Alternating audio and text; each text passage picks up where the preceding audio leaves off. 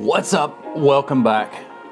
Lawn and Light. We're going through the real numbers of the real jobs of the real life of a Christmas light business owner, installer, PR, HR guy, lady, manager, peon.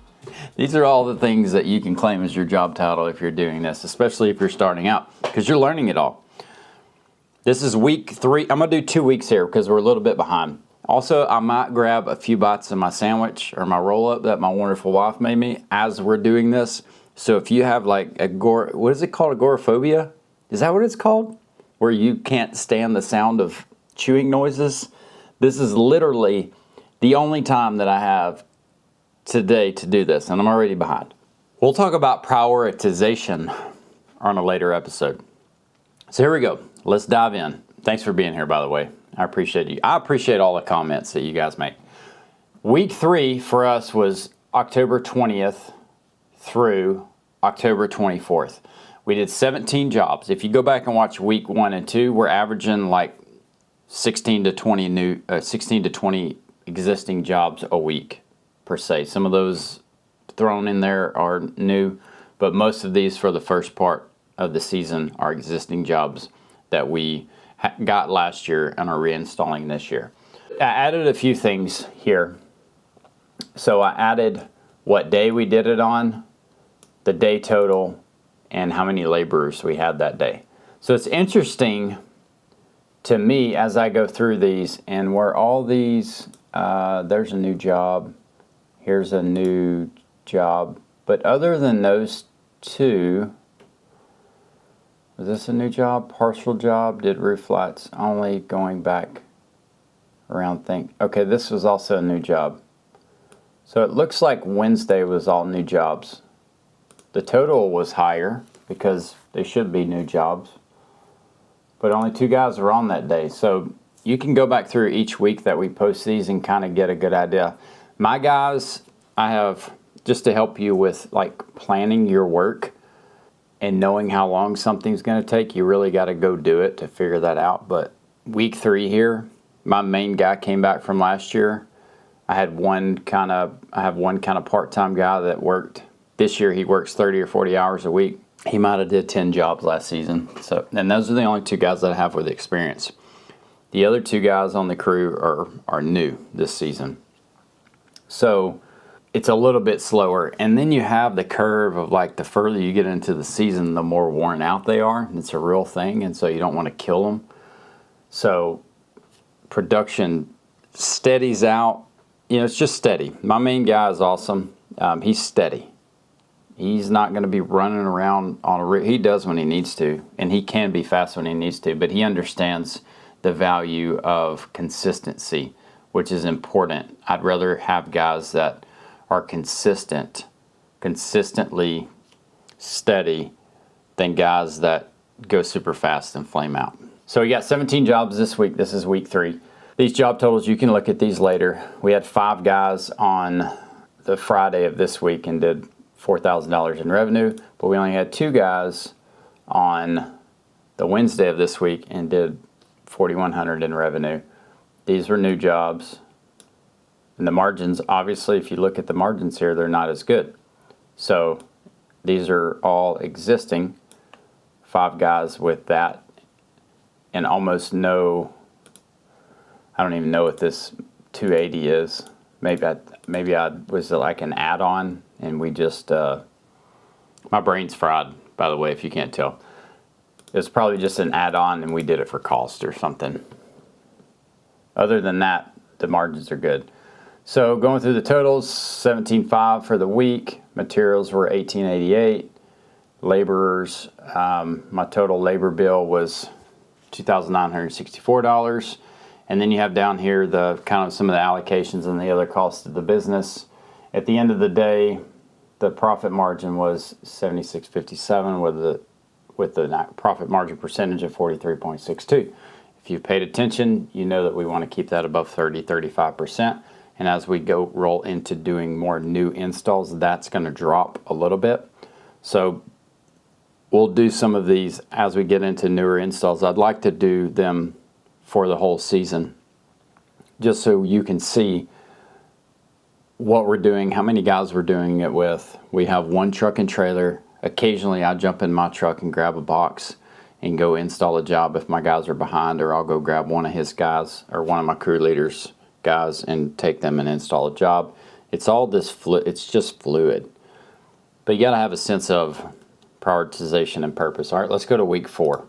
Week 4, 18, 18.6, and then here we go with the day total. Monday we did 31.96 with 2 guys. Those were all existing. I don't know what this is.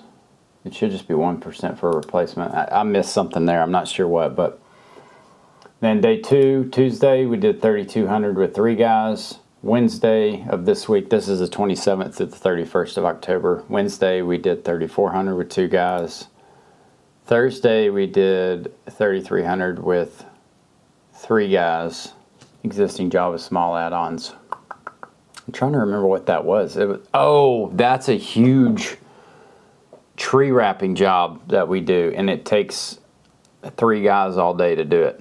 We actually have to rent a lift. So the lift cost, I think I might actually have it down here. Yeah, it was $380. I could just apply that to that, and that brings the margin down a little bit. It's not one that, this is where you get with minis, is I have a lot of people ask me about wrapping. How do you wrap trees? Or how do you quote wrapping trees? Simply put, just come up with a price for a strand of minis and then go out and start wrapping stuff at your house to see how long it takes you. We charged $35 the first year to wrap minis. I think I just went up to 38 on that, and then the next year was like 20, 22, 23 bucks per mini. If you're gonna, first off, I usually try to talk people out of it. I'm not saying that's, find your niche, like do it if you want to, but if I can talk somebody into doing stake lots on their flower beds or outlining a sidewalk or something instead of doing minis on a tree, or maybe you can buy these like $25 uplights at Lowe's or Home Depot that you can set the color on to uplight a tree. And they're just temporary, they're cheap, but they're decent. The labor involved in wrapping and unwrapping trees is pretty hefty. So, and these, like, we do like 6 trees at these people's house. I mean, it's probably like, I don't know how many minis it is, 150 minis, maybe more. So just know your numbers when it comes to wrapping stuff and how long that takes to wrap and unwrap. There's also straps on our website that if you're wrapping post, they're called canny, search for canny, C-A-N-N-Y, and they're like this long. And you can put one at the bottom of the post or one at the top of the post and clip back and forth. The only thing with those that I don't love, we've used them some, is that when you start pulling those minis tight up and down and hooking them, if you pull them tight, they're going to want to pull those straps up. And so they come with little nails. I hate putting holes in people's property. We did staple some of them if they were a wood post, but I absolutely despise putting any kind of holes in somebody's property. So that's something that we'll continue to navigate. The margin's better if you use those straps though. All right, and then we got Friday 54. That was a really good day for us. We had a full crew, I think all day. We had 4 guys all day on that crew, and that's probably, I think that's the best day that we've had as a business as far as just total revenue goes. All right, so total is 18,600. Materials were 2460 for that week. Our labor was, this is supposed to be like guy 1, guy 2, guy 3. Labor was right around 3,000. And after all our static expenses and everything in-house and all the other stuff here, our margin, our profit was $72.56, and that's a margin of 38.87%. So we're averaging, I can't go back and look at all the other weeks, but this is week 2, 36.9% margin. I think, I can't look at week 1 because it has names on it, but I think week 1 was right around 39. So we had a 39, 36, 43 was week 3, and 38 was week 4. Here's our average, 39.61 for the up to this 4 weeks, up to October 31st. So essentially, we're halfway done with our season here. Because Thanksgiving is late, it changes the vibe a little bit on when people want to install, and so it crunches it up more, but the crunches, I would say it's not good for a business because Thanksgiving is the last Thursday in November. And then if you tell somebody if they book now, which today for me is November 18th, right? So I say right, like you know that. You don't know that. I'm recording this on November 18th. So we're getting closer to Thanksgiving. And I'm telling people we are going to install a couple days after Thanksgiving instead of saying December 1st or 2nd. Because I've had people visually be like, that's the 1st or 2nd? Well, I'm not going to have lights that long. So choose your wording wisely. That's it for today. You can run through these numbers if you want to. Pause it wherever you need to. Go glean whatever information. I have not taken a bite of food since I've been talking.